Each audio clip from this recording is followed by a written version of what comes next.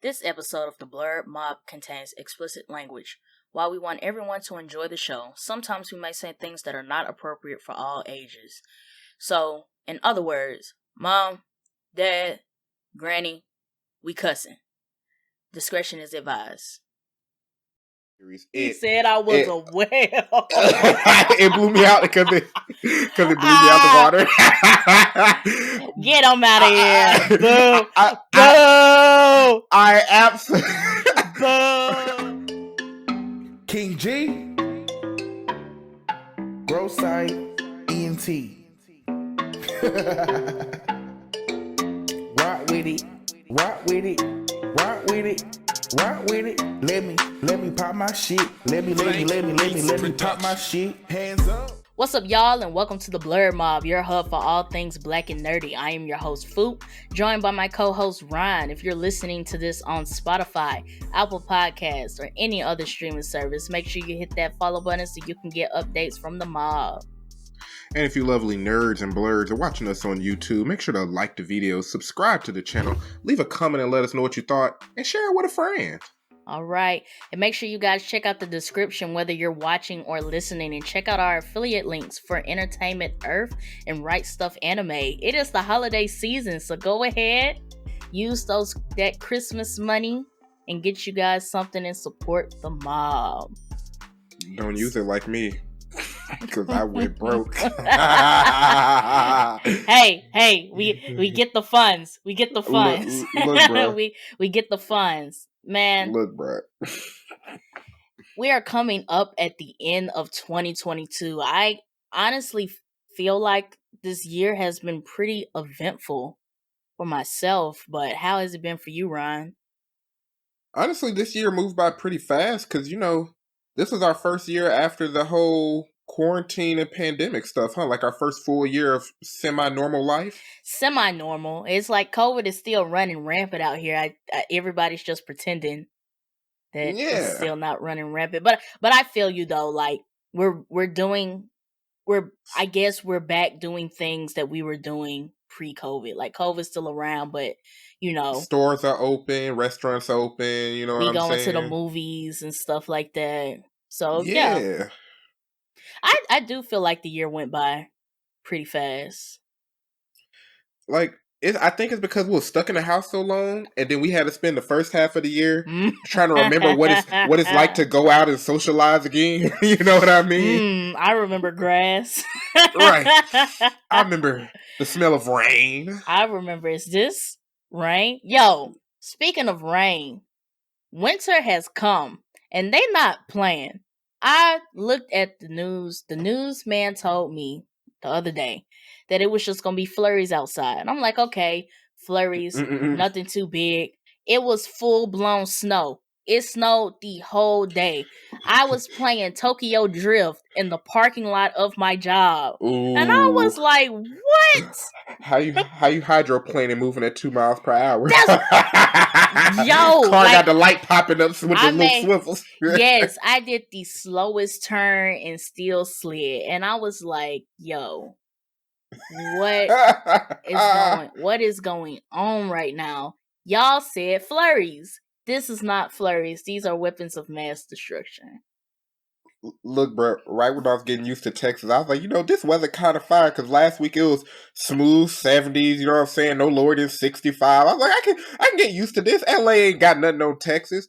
Then they said, a cold front, now it's in the 30s. I said, that's what it is. Like, I'm about to go home. For those who don't know, me and Ryan and Ralph are from Mississippi. We from the South. We Southern babies. I remember going home last year for Christmas, and it was like 80 degrees. And I was like, y'all, why is it 80 degrees in December? I'm finna go home for Christmas, and it's they talking about it's 20 degrees and 30 degrees and stuff, and I was like, whoa. Staying in the house all day. It's crazy. But my 2022, honestly, hasn't been too bad. I think this has been a pretty chill year. Like, just to reflect, we did the big Orlando trip. We did DreamCon for the first time, which was dope. Real lit. As far as the podcast goes, it's like a lot of growth has come out of the podcast. I finished another semester of school, and I'm done till fall 2023. That is great. Bro, every day I contemplate getting an MBA, and then I hear you talk about school. I'm like, nah, I could wait. I could wait. I would only say to get it, like, if you're thinking about, and this is for anybody listening, if you're thinking about getting your master's, go ahead and get it while you're young. Like, cause the things that these classes are a lot. I guess it depends on what, institution you go to, but some of these classes are a lot. And just imagine, you established in your 30s or 40s, say you got a wife and kids and stuff, and trying to get your master's. And I'm not saying that you can't do it, but like, I'm struggling. And I ain't got 0 kids. I ain't got no wife. Look, I just go to still work young and chilling, and it's tough. That's what I'm saying. Like, I'm paying bills and buying toys and struggling in school. But like, I would say, if you're thinking about getting your master's, I would say get it while you early, or or do it now. Whatever age point you're at, if you think about doing your master's, go ahead and get it. My biggest advice would be to anybody who is working a full-time job, got their little side hustle on the side, doing something like the podcast, or you content create, take one class a semester. You will like yourself so much better. No more than 2. No more than 2. I mean, if you try it out, if you want to, try out 2 if you want to. I tried out 2 this semester, and it was a lot of late nights, early mornings, and like, it was just a lot. It was a lot to balance with trying to do 2 classes, this podcast stuff, and work a full-time job. Like, yeah, I would never put myself through that again. But I mean, so that's the fun thing. The podcast took up a lot of your time. If it was just work, you think you could have squeezed in 2 or 3 classes? Like, if all you did was work? Well, that goes back to my thing about the course load. Like, one class I had, like, the course load was like 2 classes. Mm-hmm. Like, I had 2 projects, 2 reports, and I still had to take a final exam. And it's like, what? Why? Yeah. So I mean, but that's what I was saying. Like, if you work a full-time job, you doing something like how we doing the podcast on the side, my biggest advice would be to take one class. I understand. I think one of the things that hurts a lot of people is like comparing themselves to others. Like, you see other people getting their master's degrees in like 2-3 years, and I've been getting my master's since 2020. I ain't expected to graduate till like 2024. But like, you have to take your time, because ain't nobody got to take them classes but you. Ain't nobody taking these classes for you. Ain't nobody paying these bills for you. Like, you have to survive. And I get it. Like, you don't want to be in school that long. It's not a lot of course hours as undergrad, so you could push it if you want to. But I mean, like, enjoy yourself. Like, I'm not taking no summer classes. Like I said, I'm not going back until the fall. Like, take your time, honestly. Yeah. And that's some good advice, because I'm also contemplating, do I want the master's, or do I just want to focus in on some of these certifications? Like, I'm still looking into that PMP certification. I want to get me some certs too. Like, after I finish my master's, I definitely want to get me like an AWS cert or something. Those make so much money. Yeah. But definitely take your time and make sure I think another big advice is, not saying that, I regret my master's or whatever. It's just read into the degree. Like, yeah, it say MBA, yeah, it say this, yeah, it say that. But actually, especially if you're trying to pick one institution to go to, look at the coursework. Read what classes you got to take. Read the concentrations, because everybody's MBA program is not the same. So, bet we putting folks onto the money mob. I'm just saying, I am telling my education story of 2022, because this shit is crazy. She said, "Learn from my pain." Learn from my pain, Lord. But we still on 2022. We are doing something special. We are going to do our 2022 favorites. We are doing our favorite movie, our favorite live action series, favorite animated movie, favorite animated series, favorite video game drop, and favorite music album. So this should be pretty interesting. Since Ralph is not here, make sure you guys follow us on Instagram at the Blerd Mob Pod so you can see Ralph's picks. But I'm gonna let you start, Ryan. Let's go movies. What's your favorite movie of 2022? My favorite live action movie. I'm gonna be real. This was not that tough, but it had to be the Batman. It had I to knew be the you was Batman. gonna pick the Batman. I had to, bro. Like if anybody watched the mob review, you'll see how much I enjoyed it. I love darker movies. I the older I get, the more I want to see all of the darker themes, a little bit more solemnness, like a little bit less humor, more on the action, tough theme side. And the Batman hit for me, bro. I grew up on Batman. I grew up on DC more than I did Marvel, and it hit for me. Seeing Edward Cullen dress up as Batman, it did it for me. I used to like Twilight. It did it for me. He said I used to like Twilight.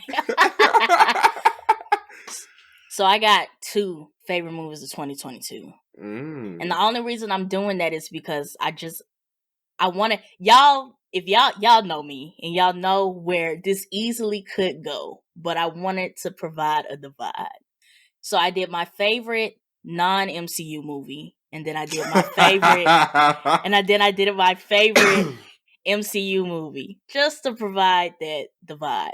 My favorite non-MCU movie of 2022 was Bullet Train with Brad Pitt. And the only reason I say that is because that movie turned out way better than I thought it was going to be. It was funny. It was engaging. It was like you had that one annoying girl on there, but the rest of it was just like, whoa. Like, it was a character ensemble movie with all of these different characters, and they executed it very well. And I'm not a big Brad Pitt fan. Like, I love Mr. and Mrs. Smith, but that movie took me by surprise. When I was looking down all of the live action movies I saw for 2022, I was like, this was pretty good. Didn't watch Bullet Train. Okay. It's on Netflix. Somebody told me it's on Netflix now. Bet. Favorite MCU movie of 2022 has got to be Multiverse of Madness. It has to.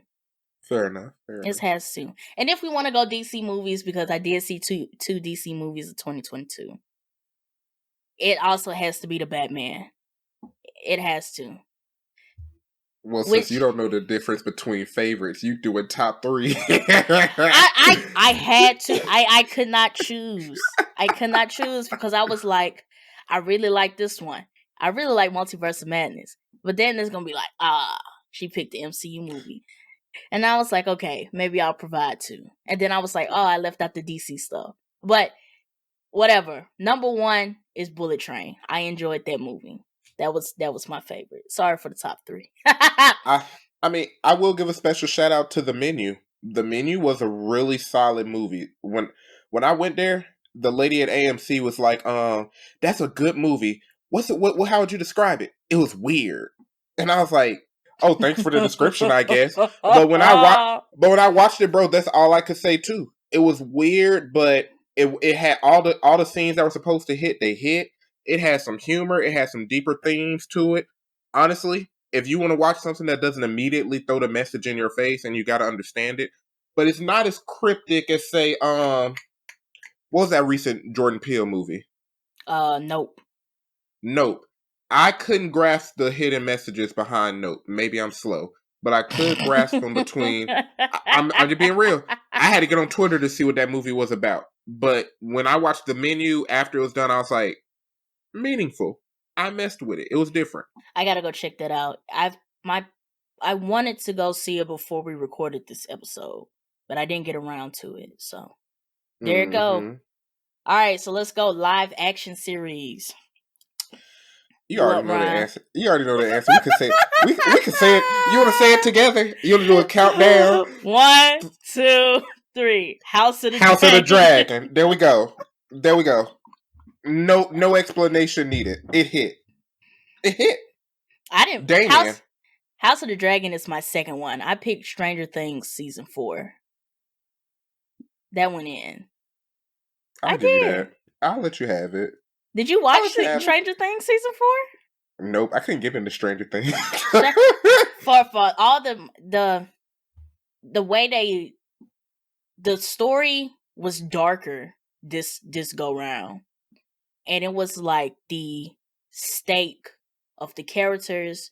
They had split up into like 3 different teams and all this other stuff. I felt like it was well put together, and then the end didn't end with like the happy ending, like, oh, we beat the bad guy. It was like, nah, y'all in trouble. So House of the Dragon is definitely second, but I was expecting House of the Dragon to at least be at the top. I didn't expect House of the Dragon to hit this hard for me, to be honest. If I could go back and watch the episodes where we were predicting these series, I think I almost expected the Lord of the Rings series to hit harder for me because it was new and they were starting from the beginning. But this was the thing, though. When they first announced House of the Dragon and Lord of the Rings, I was always on House of the Dragon side. That was you. Yeah. That picked Lord of the Rings and how the turntables. Look, bro. I expected them to do right by Lord of the Rings. They threw it in the toilet and forgot to flush and didn't use any tissue. And House of the Dragon came with it. I was cautiously optimistic about House of the Dragon, but I didn't think it was going to suck. Mm-hmm. So, but it's definitely my runner up. It hit for me, number 1. So let's go favorite animated movie 2022. 3, 2, 1. I think I picked Jujutsu Kaisen 0. I couldn't even think of what other animated movie I watched, to be honest with you. I was scrolling through the list and I was like, I did watch that. What did you see? Because all I could think of was JJK 0. JJK 0 is on my list. Catwoman Hunted came out earlier this year. Fair enough. I watched that one. I watched Turning Red on Disney Plus. And it was something else that I saw that I was like, Any of those DC movies? Like, I know I watched the Green Lantern one that just dropped. The only DC thing that I watched for 2022 was Young Justice. But that's a series. That's a series, yeah.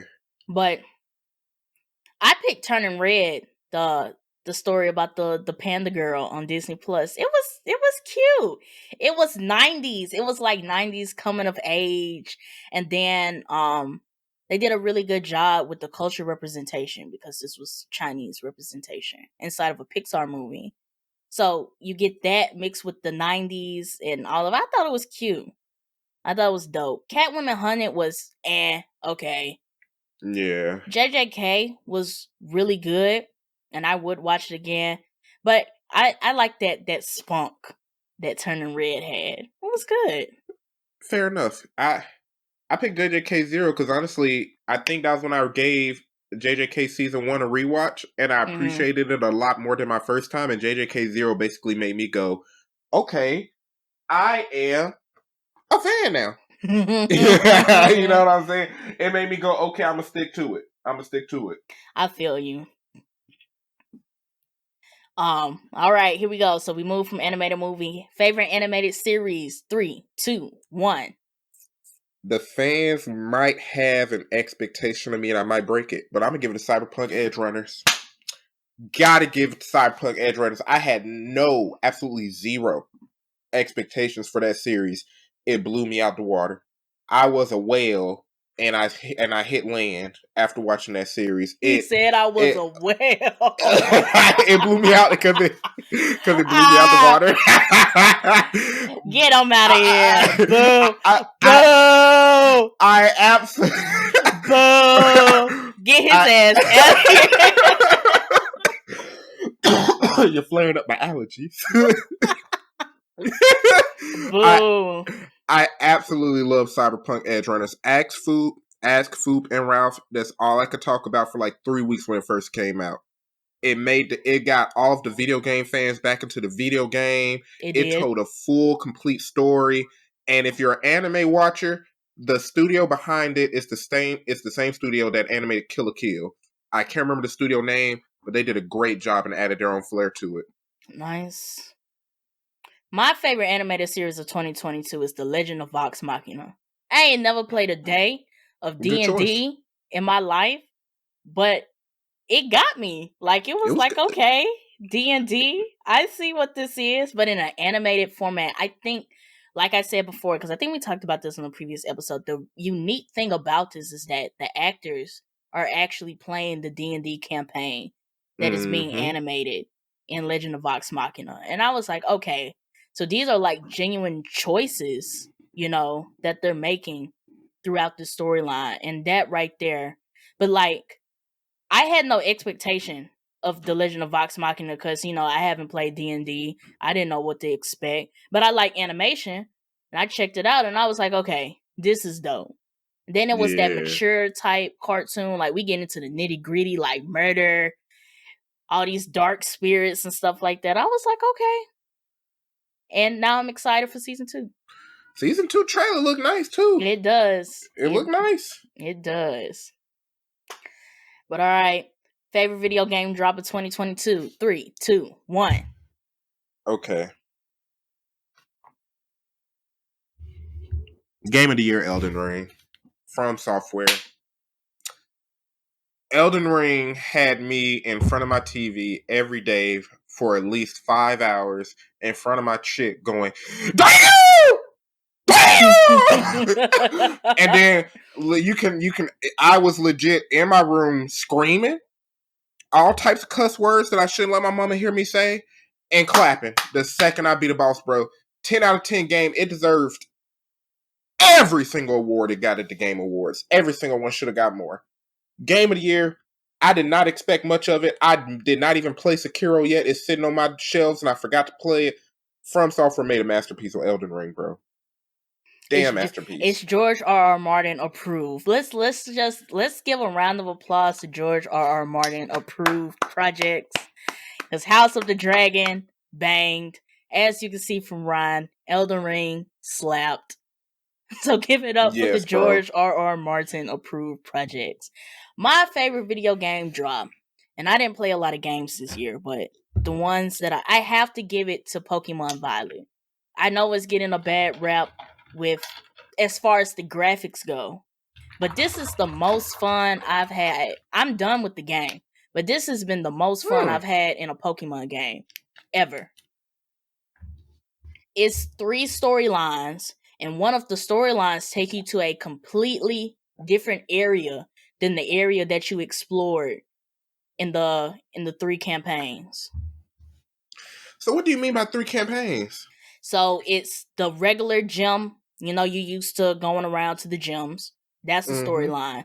They got a second storyline where you have to fight these big Titan Pokemons with this other dude. And then there's a third storyline that's focused on the, you know how they have the Team Rocket equivalent in the game? Right. This storyline is focused on the Team Rocket equivalent. And then you get allies from all 3 of those storylines. And then you and all 3 of your allies go and fight that final big-ass boss. And that's where they do the whole legendary Pokemon story. Ah. So, and then that's in a completely different area than the area that you explored throughout the rest of the game. So you haven't even touched it. So in the ads, it made it seem like the end-all legendary Pokemon, that's like how both of them can turn into like motorcycles / cars. Mm-hmm. Do you get the legendary pretty early on before fighting the boss? Or so you get the legendary early, but the legendary doesn't have all of its abilities. So as you progress through the Titan story, so it's 5 locations. When you complete each location in the Titan story, it gets some of its abilities back. But it still doesn't have its fighting abilities. You get abilities that help you travel more efficiently throughout the land. And then when you get to the big legendary battle thing, that's when it finally gets its battle powers back. Okay. So it's basically like, so you remember in Sword and Shield how you were able to get the legendary and then you could go fight the champion with the legendary? Yeah. You can't do that in this game. Okay. You have to, the Pokemon party that you built is the Pokemon party that you have to complete all 3 of these campaigns with. And then you get to fight with the legendary. Okay. Because I did not get this game because I wasn't looking forward to it. I just ended up spending my money on manga and stuff, and I was like, I'll have to get it later. I would, if you're a big graphics person, Nintendo said they're going to be sending out an update to update the graphics on the game. So if y'all want to wait until the update so you can have some good graphics, then you could do that. But honestly, the graphics didn't take away any of the experience from the game. I mean, it's Pokemon. Like, you don't expect top tier 4K Ultra HD graphics from I mean, Nintendo. at a point, you gonna look at it and you be like, ah. Oh, it get bad. It get bad.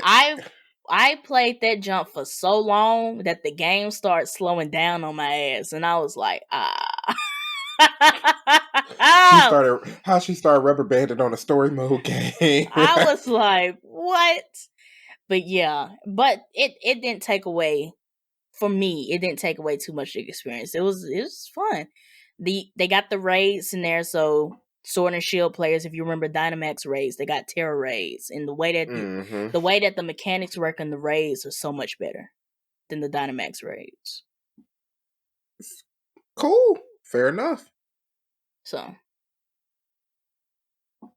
that's my video game drop 2022. I was expecting the regular Pokemon game where you go around catching Pokemon and beat all the gyms and then do the Elite Four. But this right here, top tier. Nice. All right. So last one. Favorite 2022 album drop. I'm gonna have to give it to Working on My Karma by Division. I'm gonna say something that might be polarizing. This Drake album didn't hit that hard for me. I enjoyed it. I don't think that was polarizing to anybody. No, I mean, a lot of people, at least on Twitter. But let's. The Drake fans were just like, "Ooh, this is like the best thing since blah blah blah blah blah." I was like, Certified Lover Boy was better than this. The fact that he had to drop 2, and we talked about both for a week, and never talked about them albums again. Facts. I'm still listening to Certified Lover Boy, to be honest. Same. Like, I'm just being real. This album ain't, as a known Drake fan, it didn't hit that hard. But Working on My Karma by Division, sleeper hit. I listened to the entire album beginning to end multiple times. Still listening to it in the shower. From beginning to end, no shuffle, no nothing. Not in the shower. They will be having concerts. Shower concerts. Singing to myself, man. Singing to myself.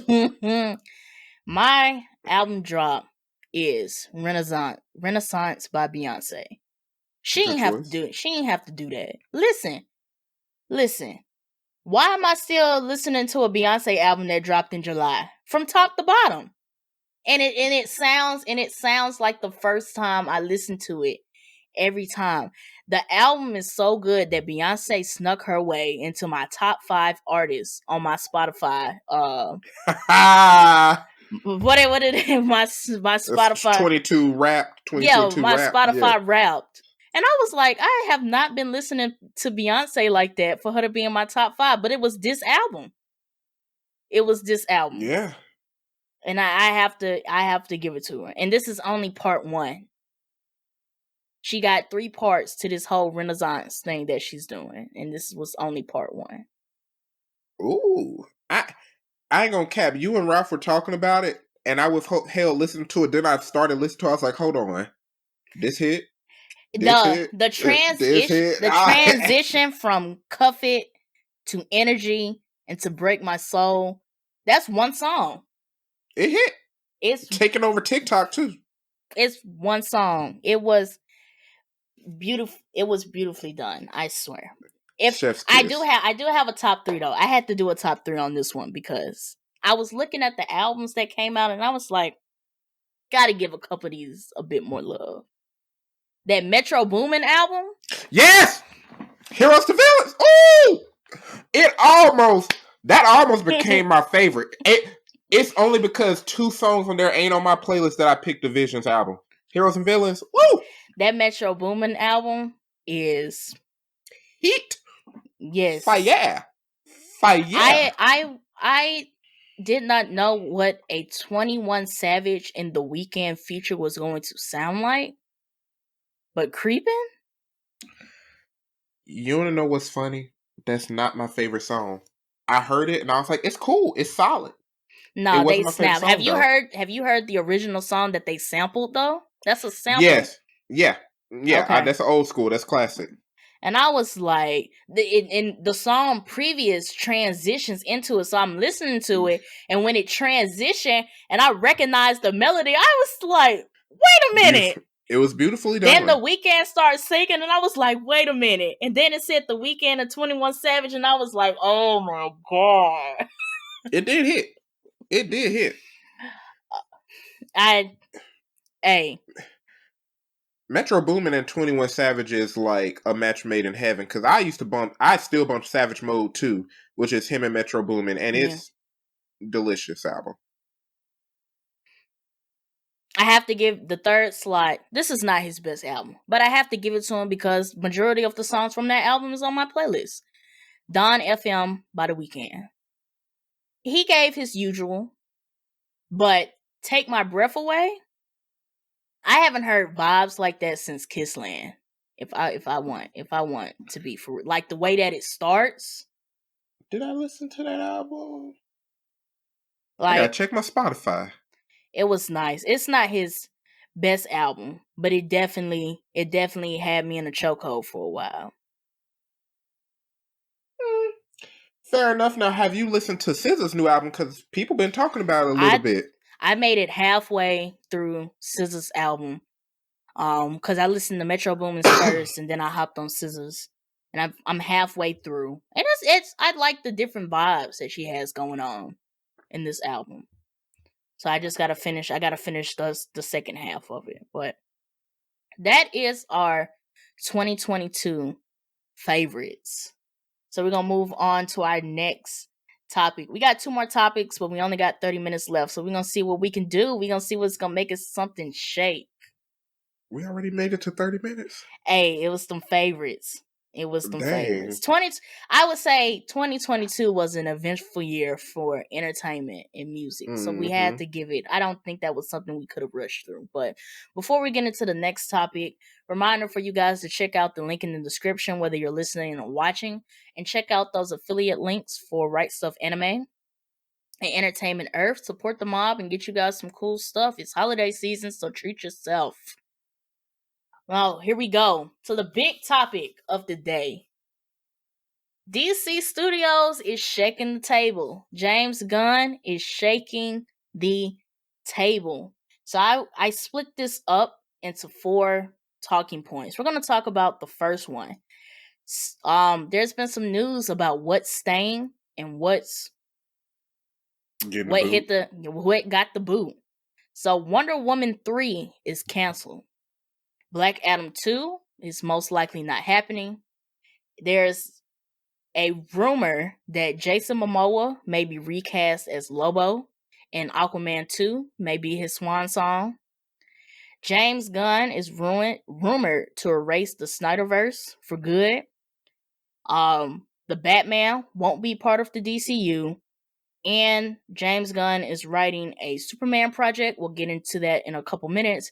But we've talked about this before in a way older episode, but the Black Superman project is still going on with J.J. Abrams as the director. So that's all we know about what's staying and what's going. As far as Superman news, is that James Gunn has said that Superman is the highest priority, but it will not be Henry Cavill as Superman. It came out earlier this week that Henry Cavill will not be returning to DC as Superman. James Gunn is directing a Superman film Well, he's writing it. He's writing the Superman film, and it will focus on a younger Superman. Other stuff is that up in the air is where do these other 4 DCEU movies fit with this new restructure? Shazam 2 is still coming out in 2023. The Flash in June, Blue Beetle in August, and Aquaman in December. And to top it all off, James Gunn and Peter Safran are supposed to be releasing what they are calling the DC Universe Bible in January 2023. So we are about to see what's coming up for the DCU. So was the Bible like a outline, like a plan, like Genesis to Revelations type thing? I could only see it as that this is going to be their plan. And you know the phrase like this is gospel, like this is law. Mm-hmm. So I'm assuming that whatever they are putting into this Bible is going to be the gospel for the DCU going forward. I wonder if it's going to be like a collection of the comic books that they're pulling influence from. Like, what if it's like, hey, these are the only comics we're looking at. If y'all want material outside of these, y'all ain't getting it. I don't know. I don't know if they're going to announce like the end game. Like where's the story going? Mm-hmm. I don't know. I have no idea what is going to come out of this. We know we're going to get in a younger Superman. There's been James Gunn has said that we are giving these characters and the stories the time and attention they deserve, and we ourselves still have a lot more questions to ask and answer. So we really just gotta wait. He already said that he knows that he can't please everybody. Right. Which, I mean, that's fine. I'm just curious to see if Superman is the biggest priority.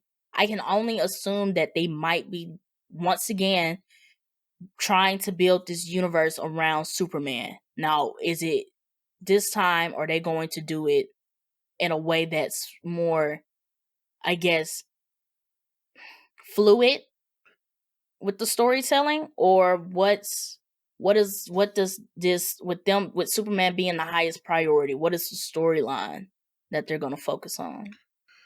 It makes me wonder, because I'm like, in the order of the movies, Aquaman comes after Flash. What's the lineup? Shazam 2 in March, The Flash in June, Blue Beetle in August, and then Aquaman in December. But you remember Aquaman was supposed to come out this year, in this month. Right. And they pushed it back.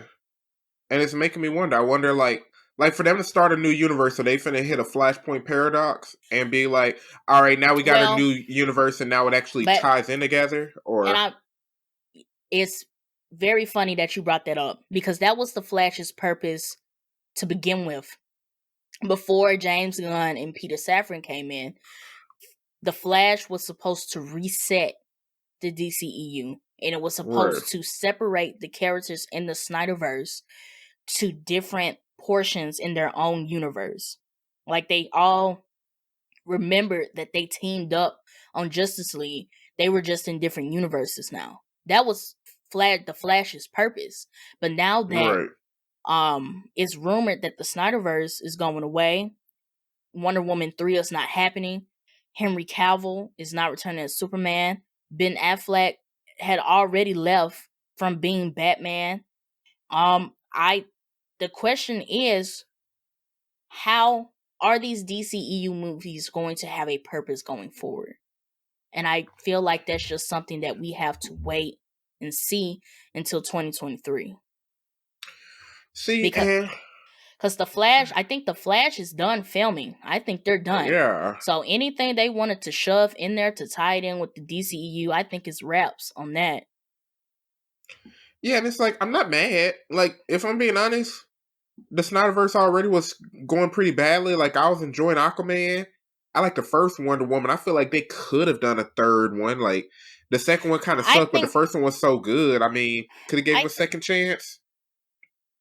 I don't even know if it was from the reception of the second movie or if it was just that the universe that James Gunn and Peter Safran are trying to build, it's just that Wonder Woman doesn't fit in it. Right. I think they've been having to make some very difficult choices with how they want this DC universe to look like.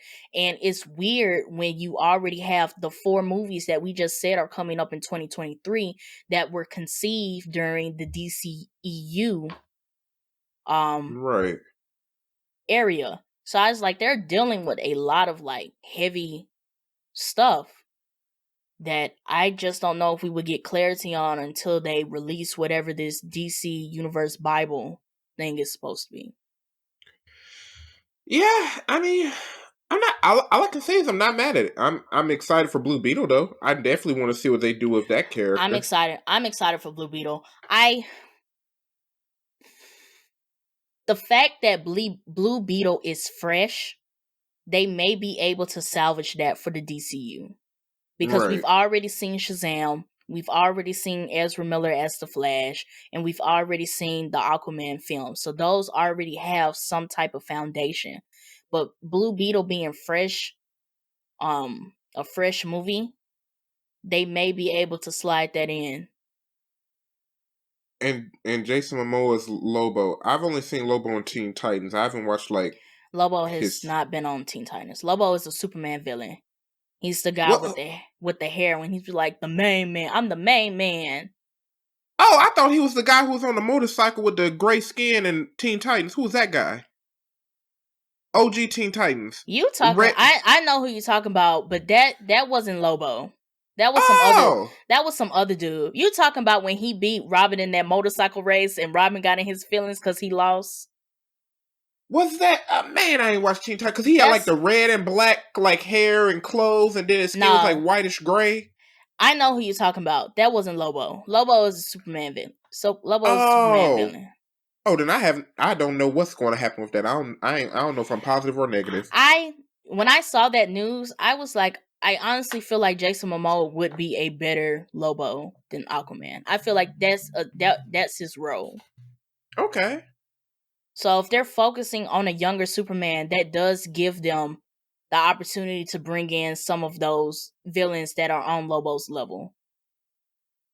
And to explore a couple more villains. Because I feel like Man of Steel was like, with it being the Snyderverse, Snyder was pulling out a lot of heavy hitters. Like Zod, Darkseid. It was rumored that Man of Steel 2 was supposed to focus on Brainiac. And those are some heavy hitters. But like, if we could see like Lobo, Mr. Mexaplex, I hope I pronounced that right. He has some electric villain, I forgot her name. But like, yeah, if we could go through his rogues gallery without touching like the major hitters like Darkseid and them, I think that would be cool. And take our time before we get to those big ones in James Gunn's universe. Yeah. Okay. I'm not too upset about the Snyderverse going away. I wasn't really enjoying it that much, honestly. Right.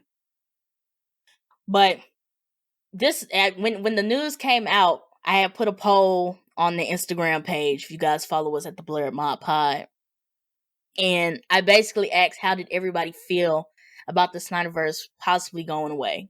Out of the 10 votes that we got, 60% of you guys said it's about time that the Snyderverse is, and 40% of you guys said ain't no way.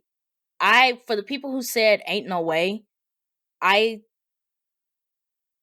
understand, because the Snyderverse did produce like some good movies. Like we talk about Aquaman, the first Wonder Woman was great.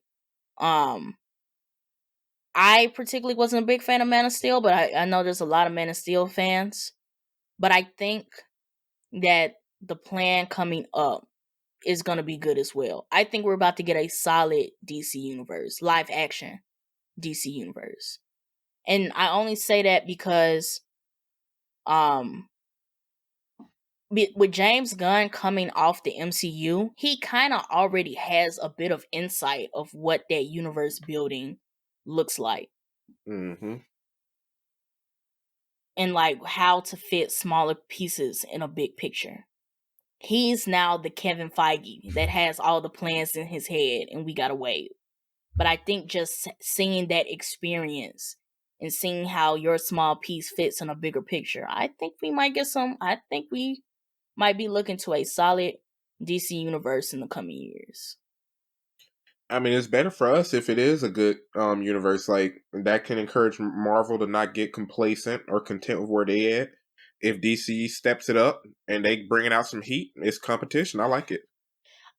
Or if they could just coexist and just have like some good movies. Like the MCU has solid movies, the DCU has solid movies, and it's not always that the DCU needs to do this because the MCU did that, or the MCU better watch out because the DCU is doing this. I was like, why can't we just like coexist at this point? See, I feel that. Now, I'm not saying like copy, but like, you know, even like when it comes to like businesses, if one company is like used to being at the top, they're probably not as inclined to try new things, up their graphics, up their processes. They're not focusing on improving, they're focused on maintaining.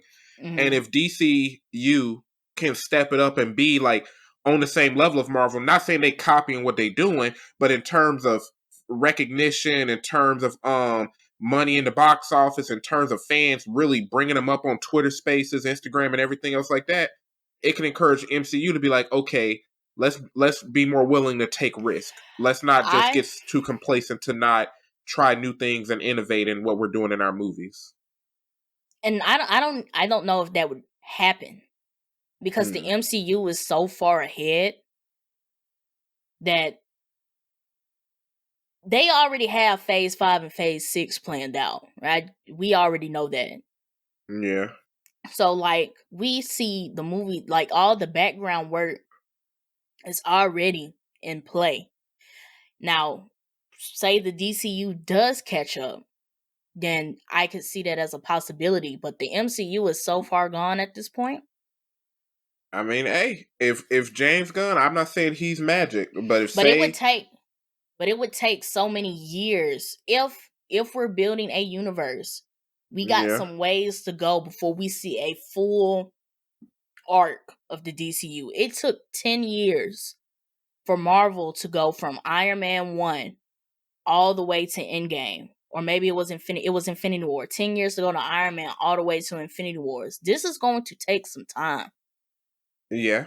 I mean, I'd still like to see it. Like, say 4 or 5 years down the line, DC movies are getting the same amount of fans and hitting the box office numbers like an MCU movie on average. I would love to see it. I think people are going to go see the DC movies regardless. But I will say, I agree with you that this is a chance to get a much bigger audience to get to the theaters, because I think for 2022, the only DC out of the Batman and Black Adam, which were the only two DC movies, unless you want to count Super Pets, but I ain't go see Super Pets, were the only DC movies. The only one that I went to go see the premiere for was the Batman. Yeah. Now, if I would give you this, if we get to 2023 and this DC Universe Bible is the bee's knees and it's got me planning out that, oh yeah, I'm going to the premiere, then they got me. They got me. Hey, I love to see it. I do want to say though, I am sad that Henry Cavill left The Witcher to go be Superman. Shows up in the end credit scene of Black Adam, and then is not returning as neither Superman or The Witcher. Now, here's the funny thing, because when I started looking more into his story, part of the reason he left The Witcher, it wasn't just DC. It's also because he disagreed with the directors or the producers behind The Witcher, because they weren't trying to stick to the original content of the books. I saw that too. And when I saw that, I was like, I'm not mad at him. If he left the ship before it sank, I can't get mad at him. I don't know much about the Witcher books. I only know it from the video games. Mm-hmm. But if he as an actor was like, y'all ain't doing this justice, I can't get mad at him. And now I hear he's going to Warhammer, like a Warhammer movie or something. And I think it's either a movie or a series, but it's supposed to be with Amazon Prime. So you ever played the games? Amazon Prime is getting some interesting IPs, and I want to be like, okay, Amazon Prime, but then after what I saw with Lord of the Rings and the fact that they're about to start making Marvel content, it's kind of like, okay. I mean, if they try to build out their library, I feel like Lord of the Rings should have been the thing that hit though. Like it should have been a hit. I think what's concerning to me is that they dropped the ball on Lord of the Rings, and now they're about to start making series focusing around the Spider-Verse. And we already talked about this with Spider-Man being one of the biggest Marvel IPs. It's just like, you guys are doing what? I don't know. They doing good on the animated side with Invincible and Vox Machina, and you like the boys, but I don't know. Maybe they're just trying to build something out. We'll see. Maybe join us next year for the streaming wars and see if Amazon see if Amazon Prime gonna make it. But I don't know. This DC news is interesting, but I guess it, like, all of the cancellations and stuff make sense because they're trying to restructure and they're trying to create something that everybody can enjoy about the they're trying to give the DC universe that we've been looking for since Man of Steel dropped. And it's like, I get it that you guys wanted to see this universe get built out, but it's kind of too late at this point. Yeah. I feel like the best way for them to start over is to cancel some of this stuff and to rip some of this stuff out. Yeah, I feel like they got a decent plan ahead. Well, it seems like they got a plan ahead. I don't know what the plan is. I'm gonna say this. I'm waiting till January. I'm holding all my thoughts on what the plan is until 2023. Want to see that Bible? All I can say is that we might be getting that DC universe that we deserve. Now, I could have to put my foot in the mouth come 2023 when we see what's coming down the line. But I don't know. I think we'll be all right. Mm-hmm. But our last topic, and we can make this a quick one, is that we talked about Cartoon Network and Warner Brothers Animation Studios merging as part of like all of the budget cuts and stuff that Warner Brothers Discovery has been doing.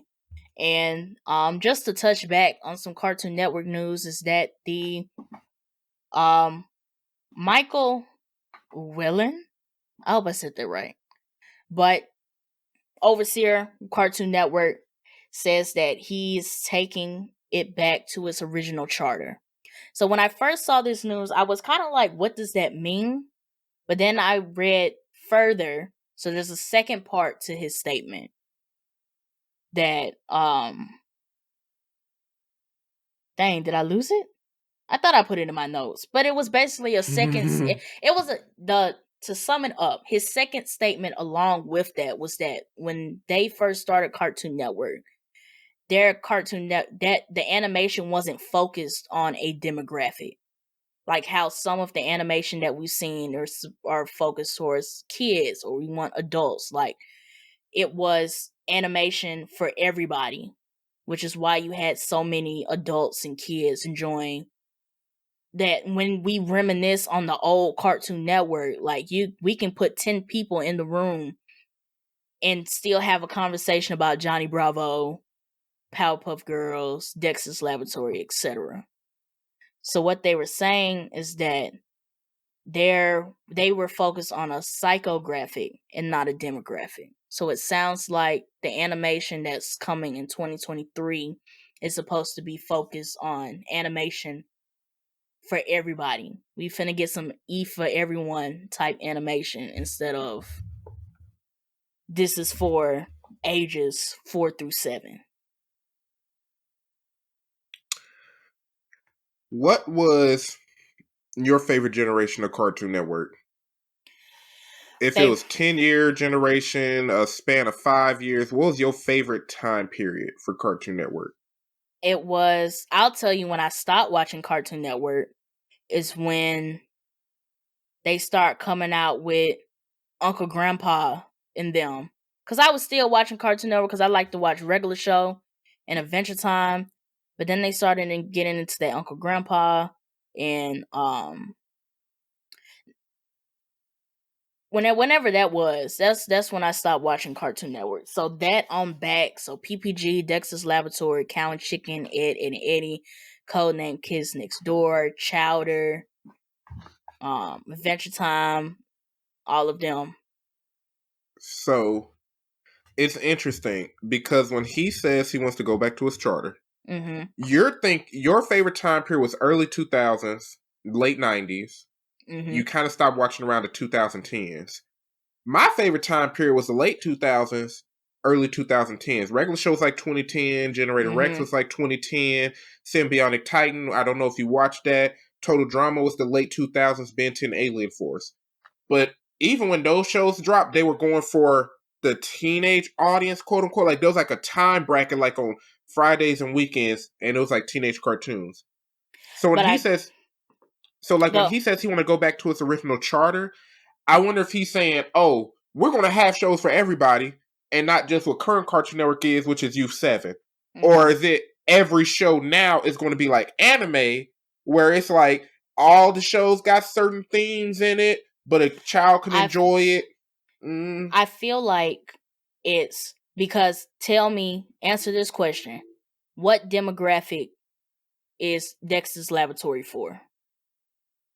I would think that's U7. But think of the content. Because think about how we watch like shows like PPG as a kid, and then we rewatch PPG now, and then it's like, y'all did what in this cartoon? But you still enjoy it for what it is. Fair. I mean, because regular show kind of does that. In Adventure Time, yeah. So I think that's, when I saw the statement, that's what I thought it meant. That I think what going to your point, what Cartoon Network started getting into is that we need to make shows that fit certain demographics, which is why you had Total Drama Island and Generator X and this teenage Ben 10 show, because they were trying to appeal to that demographic. But it sounds like at this point they want to make animation for the sake of making animation. And it's interesting because I don't know. Because I don't feel like, I feel like when it comes to a lot of shows, it's going to at some point appeal to one group more so. But in my opinion, when you say you want your station to appeal to everybody, that just means having a large variety versus Cartoon Network now. It seems like everything is U7. Not necessarily. Because think of Avatar. Like, I guess, what was I about to say? It doesn't necessarily mean that you have to make a lot of content to fit every demographic. I think it means that you can make a show that can transcend different demographics. Well, the thing is, here's the thing. Because when it comes to shows like that, one thing about Avatar is it was themed after anime, and one of the biggest things about Avatar is that it followed a story. It had a chronological story where you could see the beginning, middle, and the end. And a lot of shows on Cartoon Network in the earlier phases, like the late 90s and early 2000s, they didn't have like a consistent plot. When you start seeing shows like regular shows, even regular shows more so episodic until the end. But Generator X, Ben 10, Total Drama even, they had a plot that had a beginning to an end. And when you see shows that are just for kids, they stick to being episodic. When you see shows that kind of appeal to everybody or enjoyable for a mature audience as well, I mean, they have a story. I think there were some older shows that progressed with a story. If we want to talk about K&D, like they had an overarching story. It was episodic, but they had an overarching storyline. I feel like you started seeing more of the story in K&D in the later seasons. I think it was like 5 seasons total. And that's when you can really see the story come alive. But I mean, that's with anime. If you want to go to your anime analogy, the first couple episodes of an anime is just some episodes to get you introduced to the characters, introduced to abilities, etc. And then they start getting into a main arc. Well, that still be a part of the arc. Like, even when they introduce a character, you know that this character is going to have it's going to progress. Some shows on Cartoon Network, especially the older ones, they didn't have any progression. It was, we're here, here's a day, kind of like Family Guy and Simpsons. Mm-hmm. And they didn't have, it was fully episodic. But when they started creating shows that were for every audience, you notice that the trend became they made a story based show series. It had a beginning, middle, and an end, and that's what you started seeing. And those are the more successful ones too. Like Avatar: The Last Airbender, everybody know the story from season 1 through 4. You know what I mean? The reason some people still dog on Legend of Korra is because they didn't know that they was going to have 4 seasons to tell a 4-season story. They had to They did the Legend of Korra so wrong. Yeah. They told them folks, y'all got 1 season. Saw it blew up and then was like, okay, here's 3 more seasons. Like, they don't have this jump planned out, man. And that's what I'm saying. Like, I'm eager to see what they do at Cartoon Network. Is this going to make me watch Cartoon Network? I mean, if some of the series get on HBO Max, I might check them out. So, the other thing is that they said Cartoon Network and Adult Swim would be the main suppliers of animation on HBO Max. Or Max is what they're about to call it now. So, all of the animation that HBO Max is about to get at this point is going to be from Cartoon Network and Adult Swim. So is Cartoon Network also finna be the foundation for, or has it always been the foundation for, like, the DC content? Like, I know we just talked about James Gunn. How's that going to work? So, that's in its own thing. DC Studios contains live action movies and the animation. Okay. The animation is just being produced under Warner Brothers Animation Studios. Okay. So, I mean, I'll check it out. To me, it sounded like we're about to get, like, I don't know, because when I read the statement, cartoons that popped in my head were like Teen Titans, Young Justice. I don't know. Like, I guess, like, I'm thinking animation that transcends multiple demographics. And it could be what you said, that we're about to start getting a lot of animation that has a storyline for us to follow through multiple seasons and not the episodic, this episode doesn't relate to this episode. This episode doesn't, it's just a bunch of episodes. So it could be that too. I would say that this plan might bring back some old heads into watching Cartoon Network, or it might encourage us to check out some of the new Cartoon Network stuff that they're putting out, if the focus is that this animation is supposed to touch more than one demographic. Like, we're not just making this show because we want to appeal to U7. We're making this show because we want everybody to enjoy this art, because animation is art that we've put out. So, man, if they go back to the Symbiotic Titan days and all of those good shows, the ones where a lot of my generation kind of stopped watching Cartoon Network, I'm definitely tuning in. Or they might make something. I don't know. Like, if you want to look at all of the animated content that's been coming out now, they could it may not be so much as like going backwards, but it may just be like adapting the different themes and different I forgot what word I wanted to say. I guess different patterns of animation and like the different story elements we've been seeing in animation up to this point, and just adapting it to what Cartoon Network used to stand for. I'd like to see it. I would like to see it. And honestly, one thing we didn't touch on, what does Adult Swim still produce? The only thing that comes to mind is Rick and Morty. Because Disney got Family Guy and stuff now, right? Because that was under Fox. Yeah. They got a couple shows. When I was reading an article on Variety, and they have a couple shows still on Adult Swim. But yes, the most notable one is Rick and Morty. Mm-hmm. So I don't know if Adult Swim is about to make, like, I guess we're about to get more adult content. And it would be dope if Adult Swim did start making adult content alongside, like, Vox Machina and Invincible and stuff. That'd be dope. That's honestly where Vox Machina and Invincible would have fit perfectly if HBO was able to get the rights to it. That's exactly where they would have fit nicely. Yeah. Or competitors for them. We'll see. And then I also think about it is that level of animation usually comes from the DC animated movies as far as Warner Brothers is concerned. Mm-hmm. So it's possible that they may still keep that separation too. Or going backwards, if there's something that can't fit in the DC animation, then Adult Swim could do that too. Fair enough. I'd like to see it.